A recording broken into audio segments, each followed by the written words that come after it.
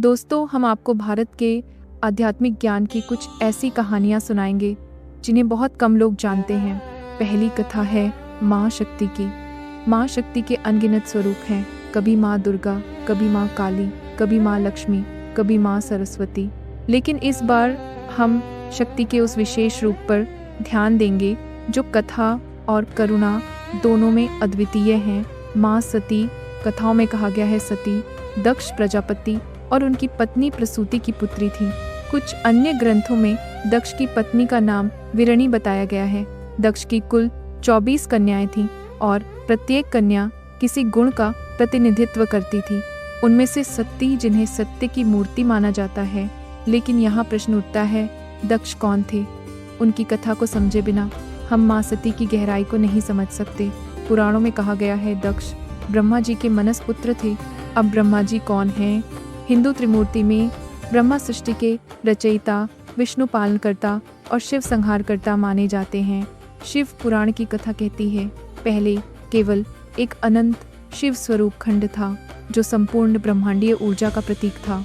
उस खंड से विष्णु प्रकट हुए। जब विष्णु योग निद्रा में थे, उनकी नाभि से एक पवित्र कमल निकला। उस कमल से ब्रह्मा जी प्रकट हुए। ब्रह्मा जी ने अपनी 4 मुखों से 4 वेदों की रचना की और फिर मनस पुत्रों को उत्पन्न किया।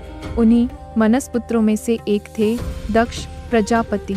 अब सोचिए, बिना किसी शारीरिक स्पर्श के केवल मन से जीवन कैसे उत्पन्न हो सकता है? यही है मनस पुत्र का रहस्य। मनस पुत्र का अर्थ है ब्रह्मा जी के विचार और संकल्प से उत्पन्न सृष्टि। यह कथा हमें एक गहरा संदेश देती है। सृष्टि की शुरुआत स्थूल शरीर से नहीं हुई, बल्कि सूक्ष्म चेतना और संकल्प से हुई। यही कारण है कि विचार सबसे पहला बीज है। अब इसे आज की दुनिया से जोड़कर देखिए। राइट ब्रदर्स ने उड़ने का सपना देखा, तभी विमान संभव हुआ। एडिसन ने मन में प्रकाश का चित्र बनाया, तभी बल्ब जगमगाया। स्टीव जॉब्स ने सोचा, एक ही यंत्र में संगीत, फोन और इंटरनेट सब कुछ होगा, और आईफोन जन्मा। हर महान सृजन पहले विचार में जन्म लेता है, फिर संकल्प में आकार लेता है और अंत में हकीकत में बदल जाता है। ठीक वैसे ही जैसे ब्रह्मा जी के मन से उत्पन्न हुए मनस पुत्र। भाग 2 में हम जानेंगे माता सती का शिवजी से विवाह और वह अद्भुत कथा जहां उन्होंने त्याग से सृष्टि को नया मोड़ दिया। इसलिए सब्सक्राइब करें और जुड़े रहिए हमारे साथ।